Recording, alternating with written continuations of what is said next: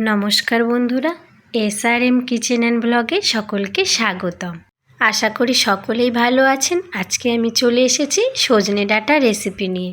ডাঁটাগুলোকে কেটে নিয়েছি, সাথে আলুগুলোকে কেটে নিয়েছি। ভেজানো ছোলার ডালটাকে ধুয়ে নিয়েছি। এবার প্রেসার কুকারের মধ্যে সবগুলোকে সিদ্ধ করতে দিয়ে দেব। বন্ধুরা, নতুন নতুন ভিডিও পেতে চ্যানেলটিকে সাবস্ক্রাইব করে পাশে থাকবেন। নিরামিষ সজনে ডাঁটার এই রেসিপি একবার বানিয়ে দেখুন, খুবই ভালো লাগবে। খুব সহজেই বানানো হয়ে যাবে আর রান্নাটি খুবই স্বাস্থ্যকর। দিয়ে দেব পরিমাণ মতন একটু জল, সাথে লবণ আর হলুদ গুঁড়ো দিয়ে দিচ্ছি। আরও একটু জল দিয়ে দেব, এই জলটাও কিন্তু পরে আমাদের কাজে লাগবে। এবার কুকারের মুখটাকে আটকে দেব। এদিকে কড়াইতে সরিষার তেল দিয়ে শুকনো লঙ্কা, পাঁচফোড়ন, তেজপাতা দিয়ে একটু ভাজা ভাজা করে নেব। একটু ভাজা হয়ে গেলেই দিয়ে দিচ্ছি টমেটো কুচি। টমেটো কুচিগুলোকে একটু ভেজে নেব।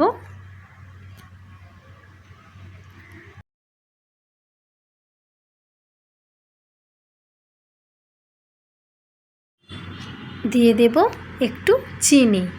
এই সময় চিনি দিলে কিন্তু কালারটা খুব সুন্দর আসবে।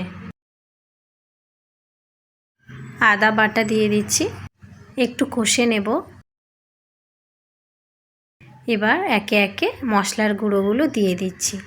লঙ্কা গুঁড়ো, জিরে গুঁড়ো, কাশ্মীরি লঙ্কা গুঁড়ো দিয়ে আবারও একটু নাড়তে থাকবো। একদম ধিমে আঁচে মশলাটি কষে নেব, আর নইলে গুঁড়ো মশলাগুলো পুড়ে যাবে। তেলের উপরে হালকা একটু নাড়াচাড়া করে নিয়েই সিদ্ধ করে নেওয়া সজনে ডাঁটা, আলু আর ছোলার ডাল দিয়ে দিলাম। সাথে সিদ্ধ করা জলটাও দিয়ে দিলে অসুবিধা হবে না। একটু নাড়াচাড়া করে নেব মশলাগুলোর সঙ্গে, তারপর সিদ্ধ করে নেওয়া জলটাও দিয়ে দেব। রান্নাটিতে আমি অন্য জল ব্যবহার করছি না, সিদ্ধ করার সময় যতটুকু জল দিয়েছিলাম সেই জলটুকুই দিয়ে দিলাম। এবার কিছুক্ষণ ফুটতে দেব।